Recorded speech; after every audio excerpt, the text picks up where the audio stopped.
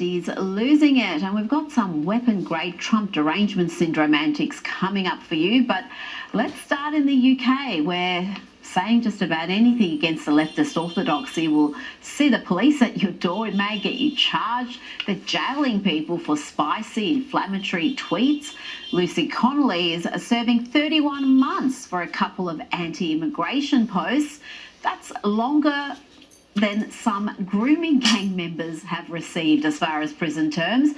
Talk about a two-tier justice system, which all brings me to Glastonbury and the orgy of hate and hysteria celebrated by a massive crowd of lefty simpletons.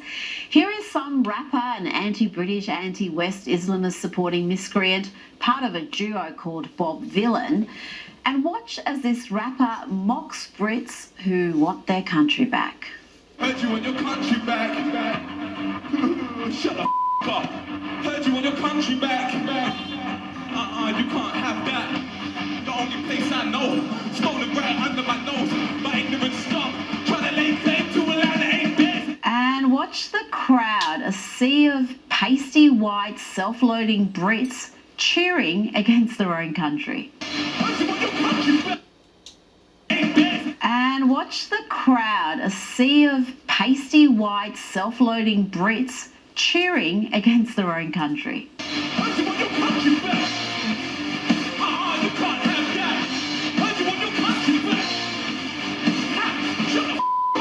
And that same idiot crowd were happy to join in with genocidal chants about killing Israelis and ending the only Jewish state. Free, free!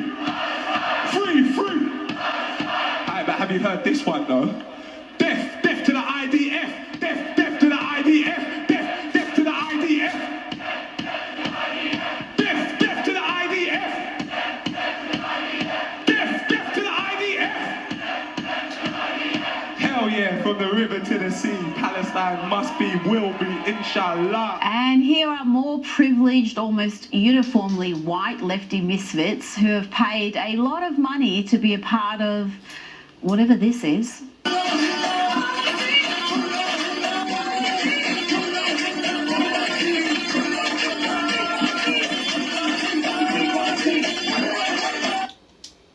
Former Labor Party leader Jeremy Corbyn banging on about Donald Trump and building bridges, not walls. But isn't there a massive wall, a massive fence around the music festival to ensure only those with a valid ticket are allowed to enter to hear crap like this? If you can see that far, look on the wall right over there that surrounds this wonderful festival. And there's a message on that wall for President Donald Trump. And you know what it says? Build bridges, not walls.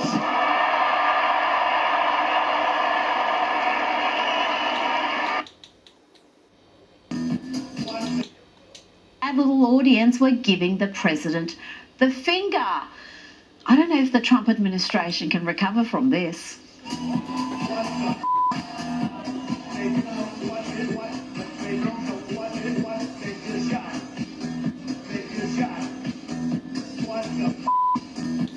Out shame.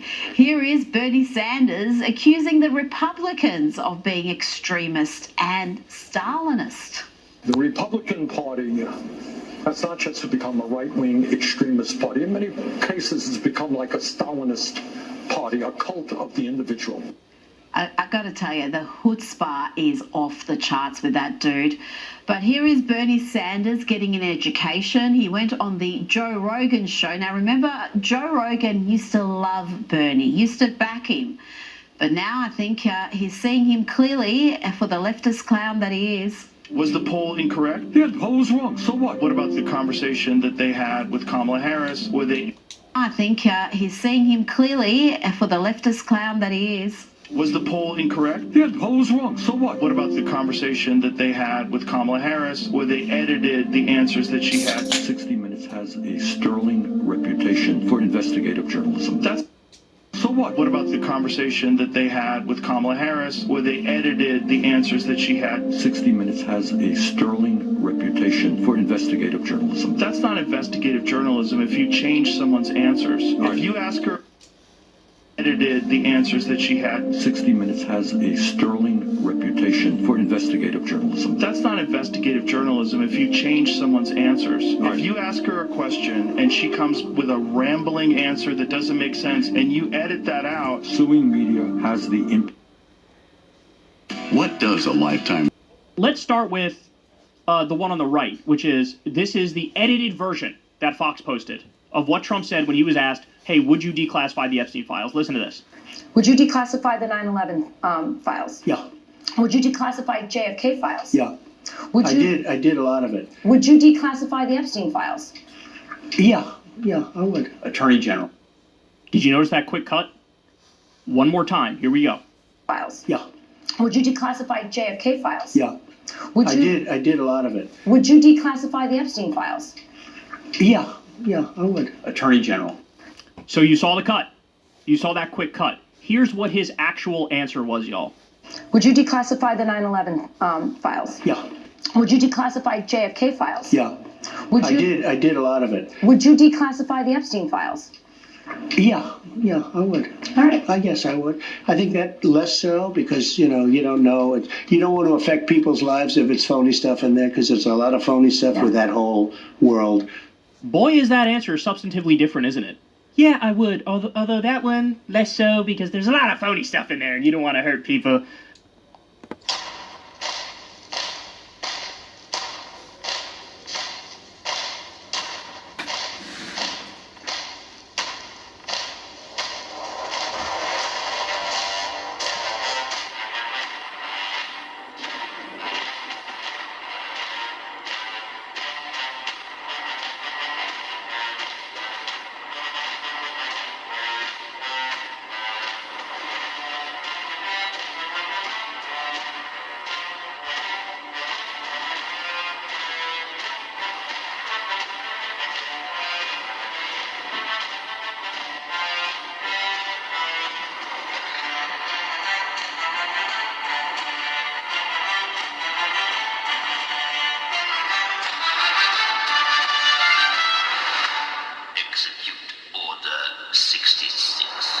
People's lives if there's phony stuff in there. Gee, I wonder who he's referring to, and I wonder whose ass he's trying to cover. One more time. Listen closely again. That less so because, All right. I guess I would. I think that less so because, you don't know. You don't want to affect people's lives if it's phony stuff in there because there's a lot of phony stuff with that whole world. What a dishonest edit from Fox News. By the way, remember, Trump is suing, I think it's CBS, for how they edited a Kamala Harris 60 Minutes interview. So in his, if you edit anything at all about my opponents, then that means you're substantively helping them and we're not going to allow that. But when it's him, they substantively edited this to help Trump. And of course for him, it's totally fine. There's no problem whatsoever. All right, I got more for you. Trump used to go on Howard Stern all the time. When he did go on Howard Stern, there were countless moments where he was a little too honest and he let the truth come out and he spilled the real tea. All right, listen closely to this one. Listen to what Howard says and then pay close attention to Trump's reaction. Here we go. Need to bring this up. Donald, seriously, you know about sexual predators and things like that. I mean, you are one. All right, I was going to say that, but it's true. You see his face? How did he respond? One more time. Donald, seriously, you know about sexual predators and things like that. I mean, you are one. All right, I was going to say that, but it's true. He's got a face of my...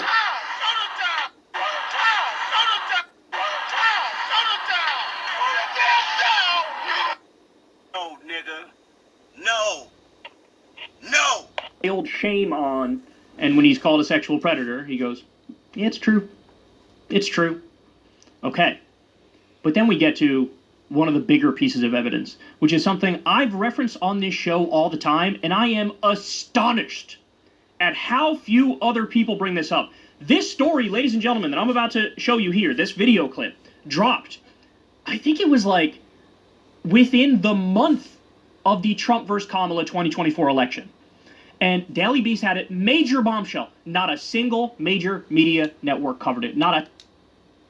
I'm not kidding when I say I covered it on this show, and then I remember doing a CNN, even MSNBC, all in no uncertain terms.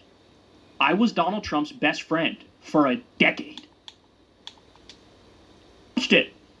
And I'm, of course, referring to the literal Jeffrey Epstein audio tapes dropping. Michael Wolff interviewed him in 2017. This is before he died, right? And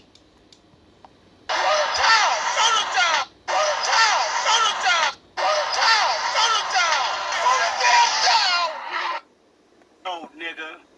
No.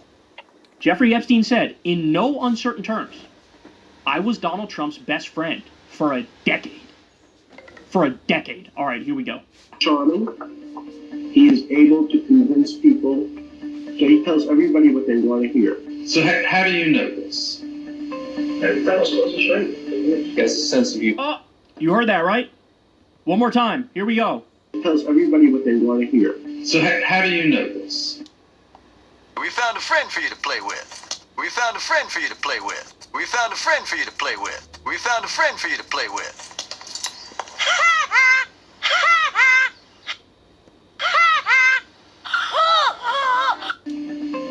That was supposed to show you. He has a sense of humor. He can be. I was Donald's closest friend for 10 years. Listen to what else he has to say. By the way, little known fact that also came out in this Daily Beast reporting. Jeffrey Epstein knew in Trump's first term, he knew the inner workings of the White House and the staffers and everything that was going on. And who hated who, and who loved who, and who had a beef, and who was trying to get this guy fired or that woman fired. He knew all of the intricate inner workings of the Trump regime. How? How did he know that? Stop and think about that one. We'll come back to it, but let's keep going here. Yes. Peace is a lie. There is only passion. Through passion, I gain strength. Through strength, I gain power. Through power, I gain victory. Through victory, my chains are broken. The force shall set me free. Sense of humor. He can be funny. Right. His ability to sell. It's very much like Clinton. Both Bill and Donald had the ability to go over to a fat, ugly woman, say, you are the most beautiful thing I've ever seen. So you probably know he had a scalp reduction. By the way, all of these videos that you're seeing on the screen, there's multiple videos of Jeffrey Epstein and Donald Trump partying together at Mar-a-Lago. In one of these videos, Trump points at a woman, to Jeffrey Epstein, and says, "Ooh, she's hot, isn't she? Isn't she?"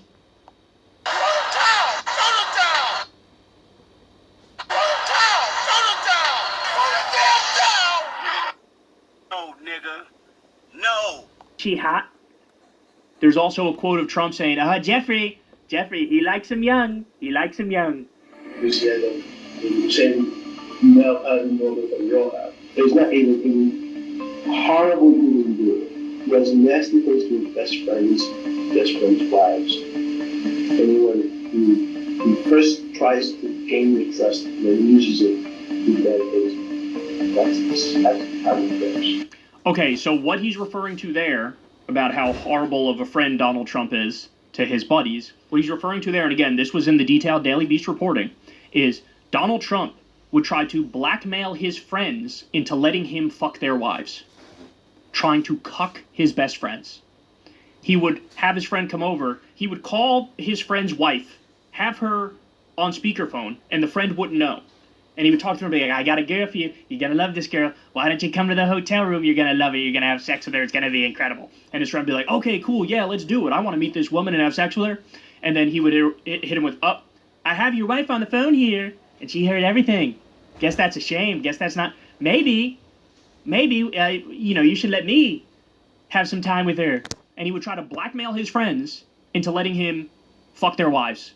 We also learned... shit that made me laugh the most, you see how y'all sitting next to people? I told you my dad never wore drawers, ever. This is my dad getting to his seat. This is all I saw. Excuse me.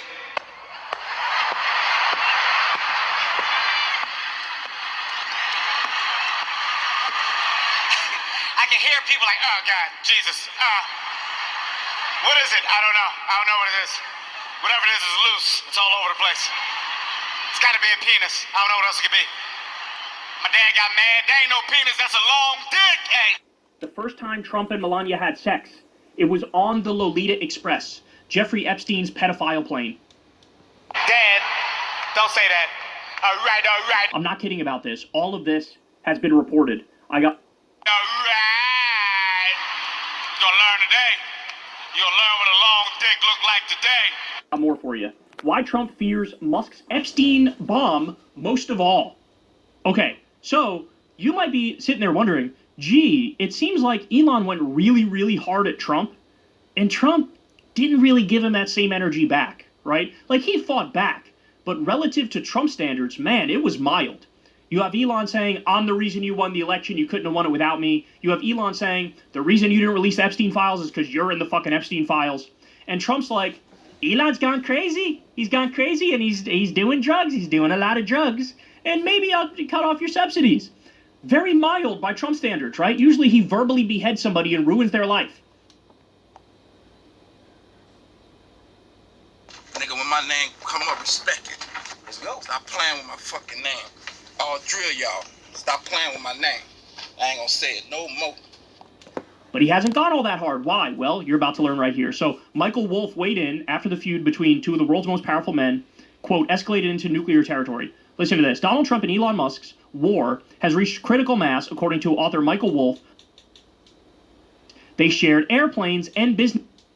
Wolff, the best-selling author beyond multiple books chronicling Trump's rise, Trump and the disgraced financier Jeffrey Epstein were the best of friends for 15 years. They shared girlfriends, they shared airplanes and business strategy, he claimed. Wolff claims he has seen damning evidence from those years that Trump would not want made public, including alleged lewd images of Trump and the bending over in front of him, stain on Trump's pants. Literal Epstein pictures, which effectively serve as blackmail on Donald Trump. Because remember, who's Jeffrey Epstein? There's a tremendous amount of evidence he's Mossad, Israeli CIA. Serve as blackmail on Donald Trump. Because remember, who's Jeffrey Epstein? There's a tremendous amount of evidence he's Mossad, Israeli CIA.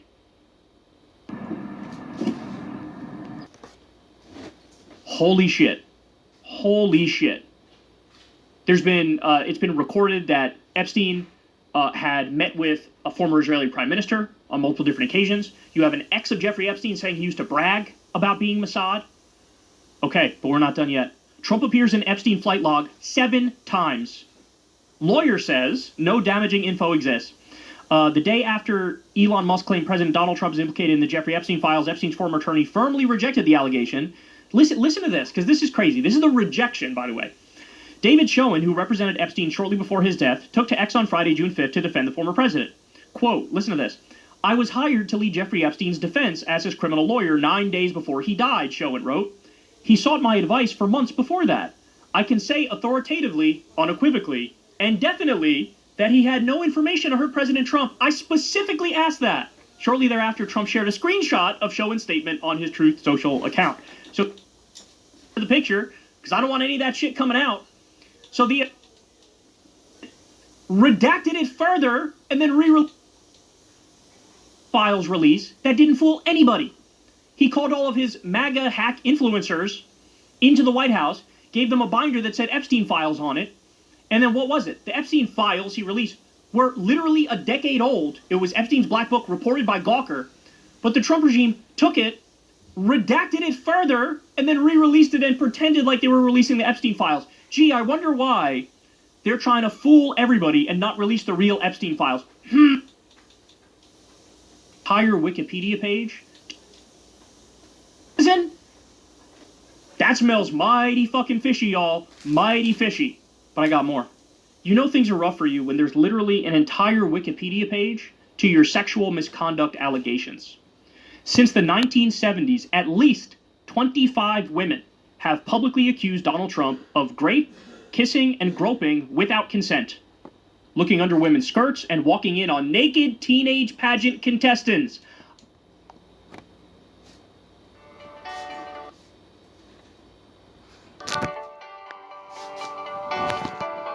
I forgot about this story. More turmoil Remember, at the Harvey Weinstein. he bought, what was it, the Miss USA or Miss World competition. He bought one of those, like, beauty pageant competitions. And he would literally, and he's just open about this. Back in the day, he used to say, I would go in there while they're changing so I could see them naked. He lost. Summer Zervos, Alva Johnson, the list goes on. Jessica Leeds, Kristen Anderson, Stacey Williams, Lisa Boyne. Trump, this was a story that dropped at the time. Donald Trump groped me in what felt like a, quote, twisted game with Jeffrey Epstein, former model alleges. Stacey Williams says the ex-president, whose spokesperson did not deny the allegations, grape. The allegations about, and just think about what this says about Trump and why he was such close friends with Jeffrey Epstein for such a long time. Remember this? This is the very famous grab him by the pussy commentary, but I want to highlight a specific thing he says here because it really shows the kind of guy he is. I moved on her, and I failed. I'll admit it. I'm automatically attracted to beautiful. I just start kissing them. It's like a magnet. You just kiss. I don't even wait. I just kiss. I don't even wait. He's not done. Use some Tic Tacs just in case I start kissing her. I'm automatically attracted to beautiful. I just start kissing them. It's like a magnet. So he's putting Tic Tacs in his mouth in case he starts kissing this random woman who he hasn't even spoken to yet. I just start kissing them. It's like a magnet. I don't even wait. Just kiss. I don't even wait. Hey, when you're a star, they let you do it. You can do anything. Whatever you want. Grab them by the pussy. I can do anything. More turmoil I better have at these the Tic Tacs because I might just start kissing her. Harvey Weinstein sex assault retrial today as the foreman refuses to go into the jury room to finish deliberations.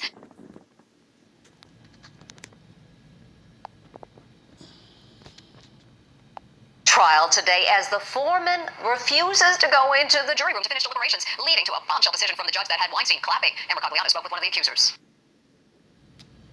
Chaos at the Harvey Weinstein trial as the jury foreman refuses to go on deliberating. The arguments among 7 women and 5 men were so ferocious that 3 jurors actually asked to be excused. The jury foreman said he actually felt threatened and felt pressure to change his opinion. He was even afraid to enter the jury room. Weinstein applauded in open court as the judge was forced to declare a mistrial. The jury was deadlocked on the charge that Weinstein raped actress Jessica Mann.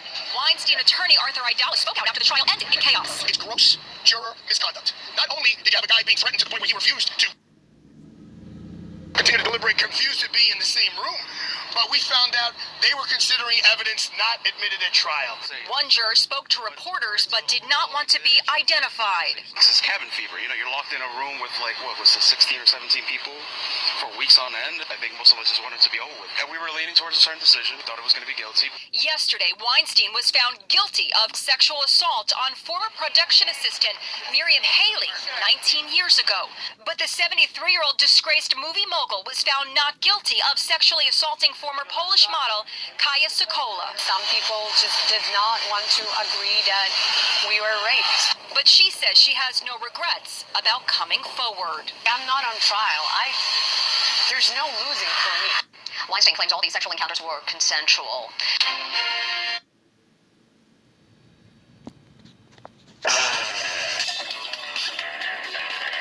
Welcome to TMZ Live, Harvey Live. Now that people have had time to process it, I gotta say, such a spectacular loss on the part of prosecutors in the Diddy case. Getting convicted of the Mann Act, he is going to get out within a year. I mean, based on sentencing guidelines, prosecutors are asking for a little more than 4. Right. And he's already served nearly a year. He's not going to get 4. He's going to get less than that. He could easily get 2 under the sentencing guidelines. And he's already served 1, plus there's credit that he's going to get. Diddy will get out. But when he got back to prison, it was raucous. On Wednesday night when he walked in after, like you said, certainly he views it as a victory. The other inmates gave him a standing ovation. He beat the feds. Because he beat the feds. His attorney, Mark Agnifilo, said that he got basically a hero's welcome because they don't, the way the other inmates see it, they don't. This is such a rarity that someone beats the government. Very rare. I mean, the government has such. When you look at the resources in Diddy, to get 70 Homeland Security agents to raid 2 houses, to spend the time to put 6 prosecutors on this, and all that they did, it is hard to beat that. And he had the money to hire a legal team that kicked their ass. I mean, they just did. That's why part of the reaction of the other inmates sort of surprised me, because you could see it cutting the other way, that they'd be resentful that a guy with lots of money and power was able to beat the feds while maybe some of the people in prison didn't have those resources. But it cut the other way. They just want to see the government beaten, and there's a real camaraderie in prison. And he apparently came in and was feted like a hero, a returning hero, after being told he had to go back and sit in the facility and not be released on bond, which I think was a bit of a stomach punch to Diddy. There's some of the sketches show he was quite upset with that ruling, but it must be nice to come home. You know, I did some recon on this, and I was actually wrong on this because I thought he would get out. But they knew he wasn't, and they were prepared for it because they conceded domestic violence in open court. So they kind of knew that he was going to stay in until sentencing. Nonetheless, now there's been a shoe that's been put on another foot. Right. The immediate aftermath of the trial for Diddy was getting that applause in prison. For Cassie, it was getting hit with a lawsuit. So pretty much hundreds of people are tweeting out this tweet right now, and it says, "Happy birthday, P. Diddy, Puff Daddy, Sean Combs, or as I call him, Cuddle McSnuggle Stuff. You don't need to know why." Okay, Ellen, this did not age well, did it? In prison, for Cassie, it was getting hit with a lawsuit. A lawsuit that was filed by a man named Clayton Howard. He's one of the male escorts that had freak-offs with Cassie and Diddy. Alright, what do you have there? What's that? Oh, no, something I brought for Portia. She's not here. No, but you was going to give it to her as a gift. Alright, then I'll say it's mine? Yeah. Okay, that's sweet. Well, what about for me? Oh, look at that. That's so sweet. Thank you. How come it's for Portia and not me? Because you're going to have her wear it and... All right. We go so far back. You don't tell these people how far back we go. I know, but I wear T-shirts. I don't know what that means. Let's... I mean... You hold that. Okay. All right. I got to keep this take 2 if the joke didn't work. No, it's okay. I don't want no... I mean... You hold that. Okay. All right. I got to keep this take 2 if the joke didn't work. No, it's okay. I don't want no... I mean... You hold that. Okay. All right. I got to keep this take 2 if the joke didn't work. No, it's okay. I don't want no problems. No, it's okay. No, hold on.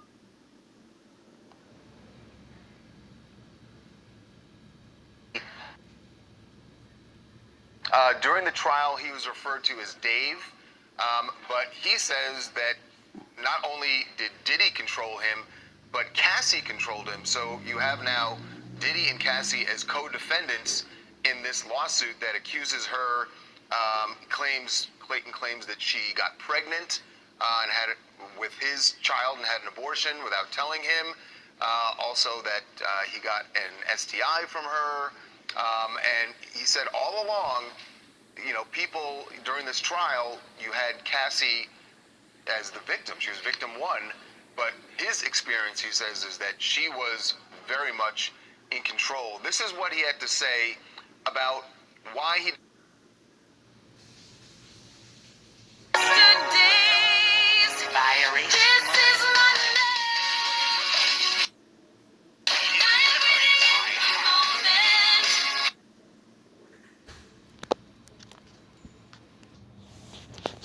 Worst thing Joker did to Harley Quinn.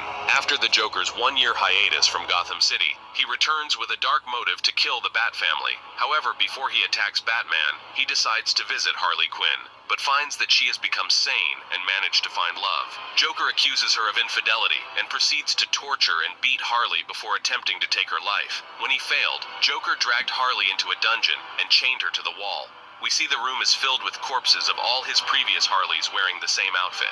Joker tells Harley she won't be the last one he does this to, but when he returns to torture her, she is gone. We see Harley running away but passes out in front of Amanda Waller, and Joker finds that she had broken her fingers to escape her chains. The worst thing... Why he didn't file this lawsuit sooner.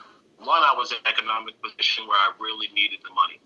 Two, Mr. Combs is incredibly powerful, and Miss Ventura had no problem ending her use of that power. There's a side of her that people don't know, the side that manipulated Sean Combs' power, the side that embraced his power and his position to do things. Holly had always suspected the Joker. You ever been in love? I'll be your friend. Bullshit. She recalls the time when she confessed to the Joker. At that time, the Joker only treated her as a tool, but she had fallen in love with him.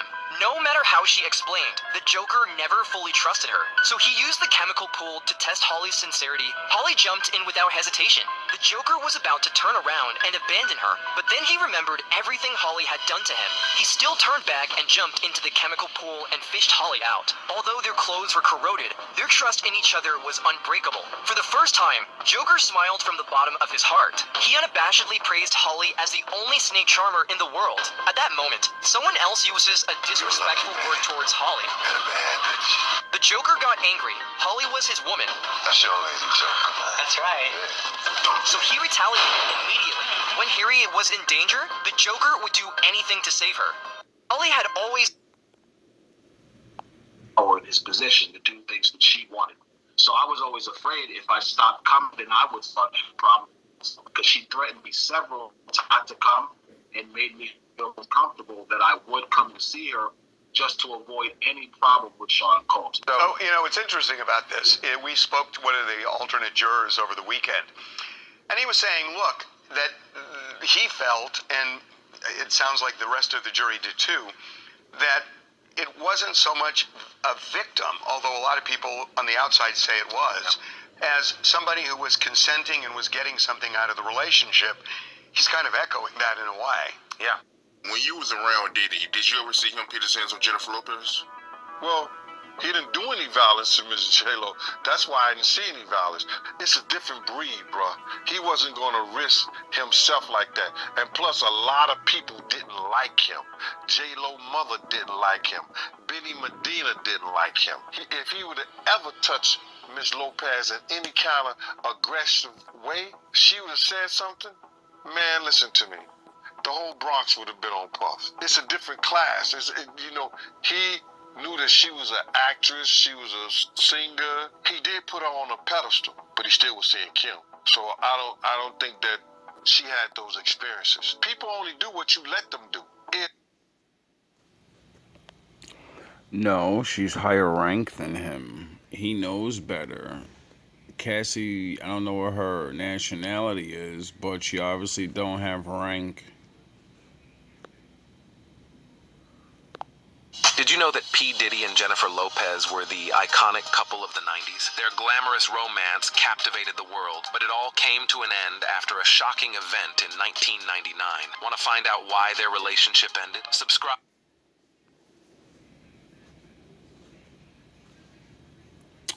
Strange things in the world. We know what happened, and we hope, that it all turns out the way it's supposed to. You had to be disturbed by a report in the New York paper yesterday. Yeah. It said an eyewitness along 8th Avenue as your car drove by saw a female hand throwing a gun out of the car. Ridiculous. I don't even You're the only female in the car. You don't want to talk about Ridiculous. it? You very confident that Puffy will be found innocent in this trial? Yes, I will. You're going to testify? If they need me. But you haven't been asked. I haven't been asked to. So. It's a difficult time, and I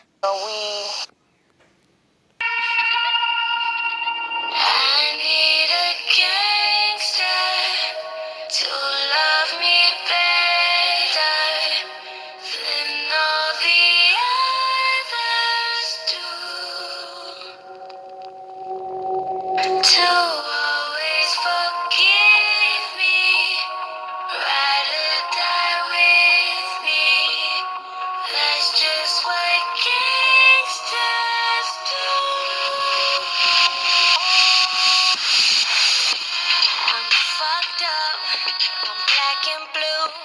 I'm built for all the abuse. I got secrets that nobody knows. I'm good on that pussy shit. I don't want what I can get. I want someone with secrets that nobody knows. righteous. The call to come out of her, my people, is a divine summons for Yahuwah's people to separate themselves from the spiritual and physical Babylon.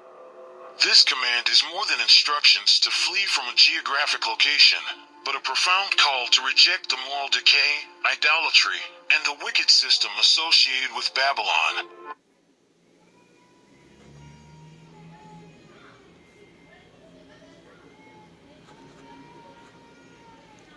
Revelation 18, John describes after King Von died.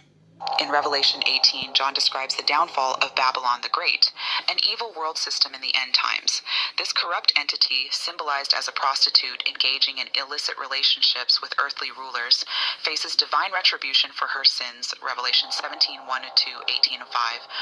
God's people are commanded to separate from her to avoid sharing in her sins and impending judgment.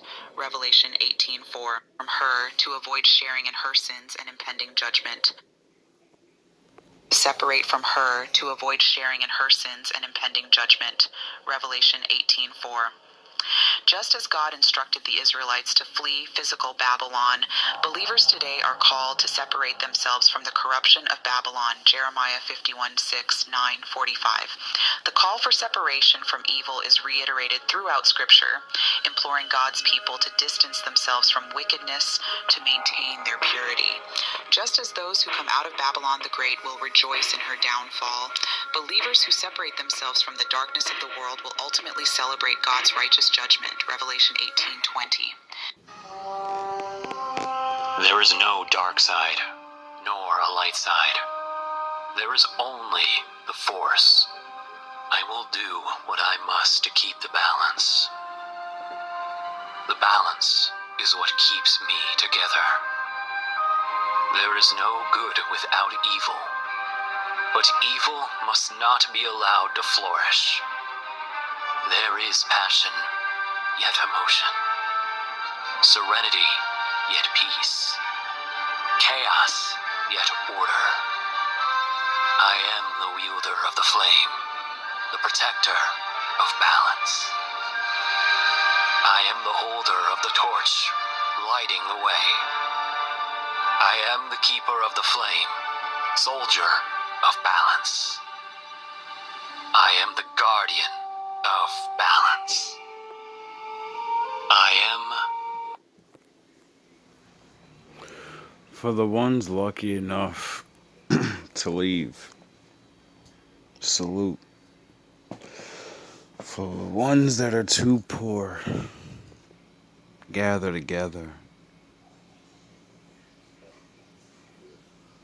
It's not going to be easy. To make it to the others, we're going to have to walk out of here. And it's not going to be fun.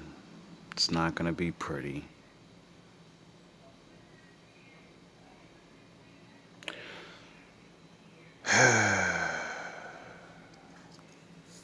All love, all praise to the Most High. Don't sacrifice yourself for nothing. It's not sacrifice. You don't even know what is sacrifice. I don't think you understand what sacrifice means. I know what sacrifice is. I live it. I breathe it. I bleed it. Sacrifice stays with you. It consumes you. It burns into your soul and leaves scars that never heal. I am living proof of that. I've walked paths no one else dared to tread. I've stood at the edge of the abyss and given everything just to take one more step forward. I've torn pieces of myself away, cast them aside, and kept moving, even as the emptiness grew inside me. I've endured the kind of silence that follows when the world forgets your name. And for what? For something greater than myself. For something I may never even touch. That's what sacrifice means.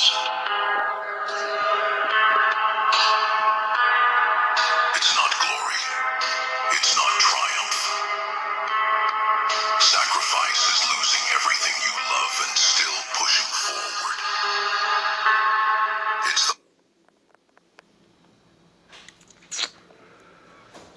Now do you see why I teach having things makes you weak?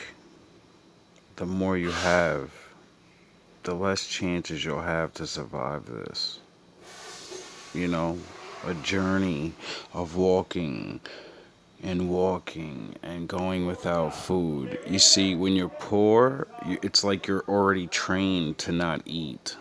You're trained to work really hard. That would mean walk really, really far without food in your fucking stomach. And know that tomorrow it's going to be alright. I might find something. Hunger that gnaws at you when there's nothing left to give. But you dig deeper anyway. You know, and if you can't dig deeper, because you're used to the civilized world and everything, you're gonna crumble and you're gonna crack. And we're gonna leave you behind, blubbering like a baby, talking about the way it used to be. It's the way it is now. I've lost count of the nights I've stayed awake. Preparing for the mental fortitude.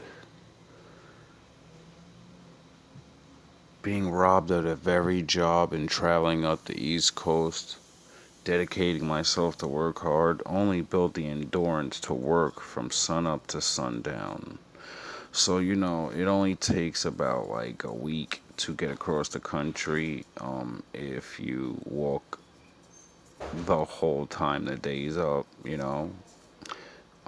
I think it may take less, but the food thing, a lot of people can't walk with no food in their stomach. Haunted by the ghosts of what I gave up. One man could save us all. A lot of people can't eat once a day a bagel and an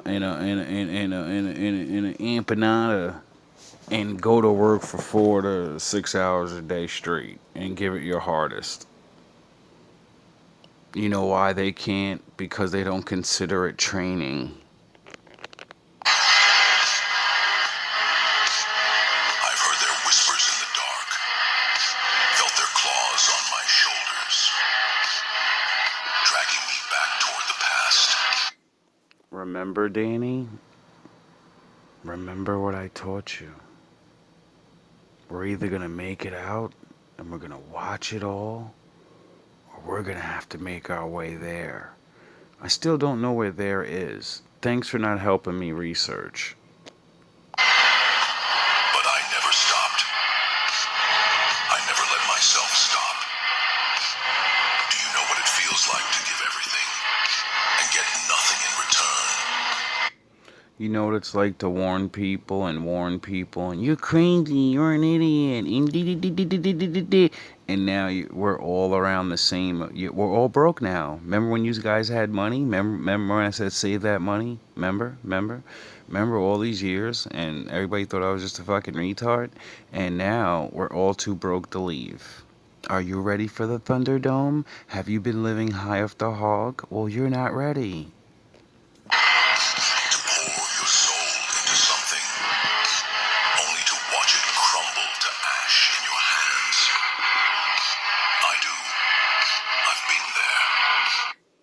That's why I'll survive. And then my father and stuff, like, Lord's real, and he helps you and guides you. So, I think I'm going to stick with my Lord and his guidance and my training of, like, being Goku and Batman and actual military training that they teach. And, these cartoons are based off real life. I've tasted that bitterness, felt that hollow ache that never goes away. Sacrifice doesn't reward you. It doesn't make you a hero. No, it makes you a laughing stock until the time comes and people are begging for fucking help. And you're like, I'm not strong enough to help you now. Now it's just me. It breaks you. It tears you apart piece by piece. Until until there's nothing left. Hey, my name is Jen. Until there's nothing left but the raw, bleeding core of who you are. A survivor. A man that'll take very little and make shit happen. Well, I was trying to teach other people these things, so like, when it's really rough for the chosen poor people and it doesn't have a color, because a lot of people are supposed to leave with us, and we're supposed to be learning survival training, because you're not gonna leave early. You're gonna be the ones that gotta walk out, like the Bible said. So you should have been preparing for miles of walking. Half you can't walk up the fucking stairs without breathing hard. And then it asks for more. Sacrifice is not a story of victory. It's not some shining moment where the world applauds your courage. No. Like Jesus, he no one was applauding when he was making his sacrifice. I don't think people were like, yeah, bro, you're fucking getting rocked up for us. I don't think they were doing that. No one claps for you. No one thanks you. They take what you offer and move on, leaving you behind in the dust. That's the truth. And then when God picks you back up and, the real shit starts, those same people are going to probably hope they had someone like you to at least die with. Because I don't plan on making it out. That was for my younger wolves that are better than us.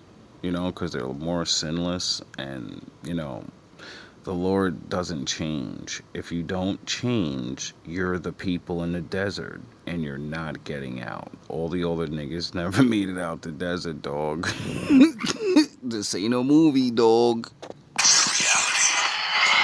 Sacrifice is lonely. Yeah, and I love your stupid ass children, more than you do. And I've been trying to prepare them while you teach them to, be entrepreneurs of things that are not even going to be around. It's cold. It's a constant reminder that you're different. That you've chosen a path most people will never understand. Because you would fold even if you did understand. I've sacrificed my comfort, my peace, my happiness. Just to warn you people, for nothing. Wasting my time and my money and my efforts. I could have been just selfish and said, you know what's going on. You can see signs of, even if it's not a super duper bad. Listen, the Lord is real. A lot of bad things are going on. And I don't know if it's man, God. I don't care anymore. All I know is a lot of shit is getting fucked up. And I want to go in the corner away from everybody, because usually that's where the bad shit happens. That's why my father said leave Babylon.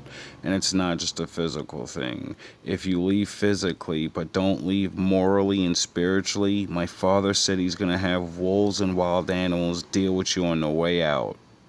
No one's you don't understand the game.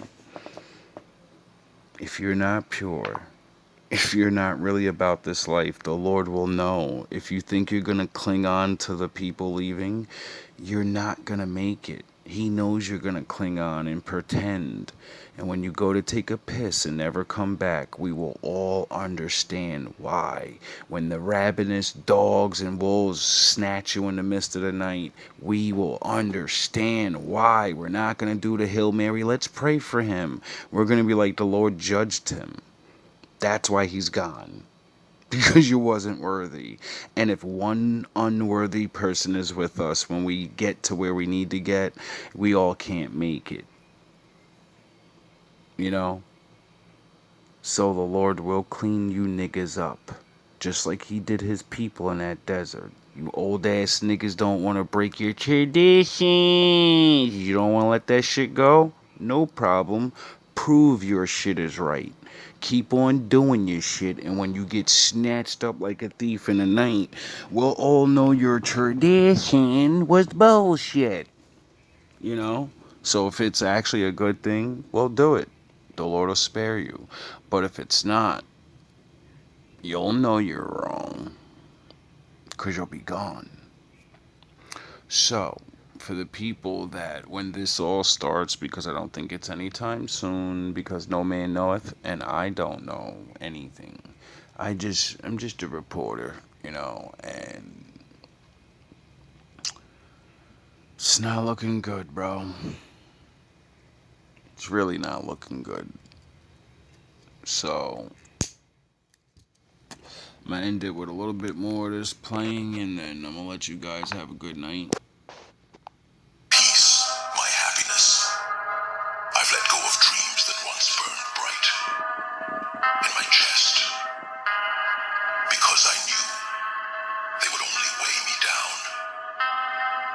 I've severed ties with people I loved. They think I'm hiding in the shadows because they couldn't see the fire inside me. They couldn't see what I seen, so you crazy. Yeah, I bet you niggas believe me now. Oh yeah, I forgot. Some of you in jail, some of you are dead. The natural disasters killed some of you, and you know the rest of you just probably didn't get the message and believe I'm crazy. But you know, I'm still standing, and you're not. The fire that wouldn't let me rest. I've been called ruthless, heartless. But what they don't understand is that sacrifice is the purest form of love. Yeah, giving you the truth, and the truth hurts your feelings, and when you have your cognitive dissonance because your ego got hurt, and the Lord chose someone that you don't respect enough to know the truth, and they do, well, that's your fucking problem. It's love stripped of sentimentality. Love forged in the crucible of pain and loss. Forged in the crucible of pain and loss. I've loved so deeply that I've destroyed myself for it. And I'd do it again. Yep. Sacrifice is brutal. Yes. I do it again because I love my father more than I love myself, which makes me love you. A person I've never even seen before. It's relentless. It doesn't care about your limits, your fears, your doubts. It demands everything. And it leaves you with nothing. But somehow, that's where I found my strength. In the emptiness. In the nothingness. Because when you've given up everything, there's nothing left to lose. And that's when you become unstoppable. Because then you can go anywhere. You know, like when the Lord says, you gotta leave there. I'm gonna wipe that place up. You won't be like the others and look back. You know, like the story of like Sodom and Gomorrah, and she couldn't leave her family behind because they were too stupid to believe the truth. So she looked back and went bye-bye with everybody.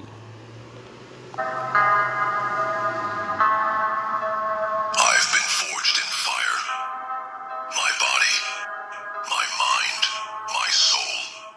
They've been burned, twisted, reshaped into something unrecognizable.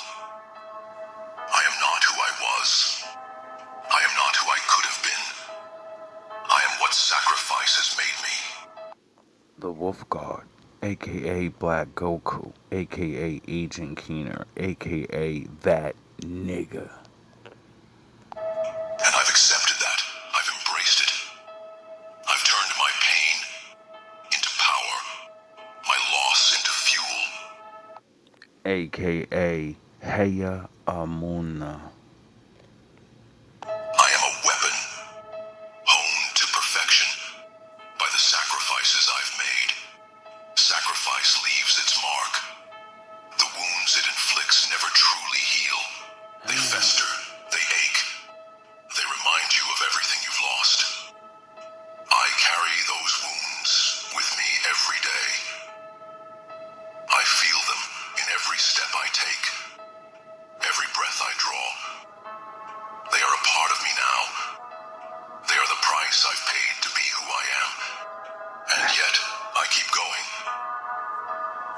Sacrifice is not just about loss. It's about what you gain through that loss. It's about transformation. It's about becoming something greater than you were. I've sacrificed my comfort, my peace, my dreams, but I've gained something far more valuable. I have gained clarity.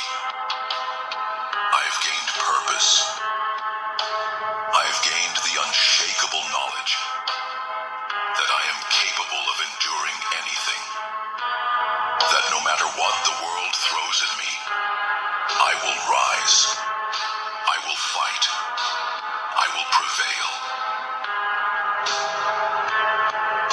Sacrifice is not a choice for me. It's a necessity. It's the price I pay for being who I am. It's the cost of greatness, and I've never shied away from paying it. Because I know what's at stake.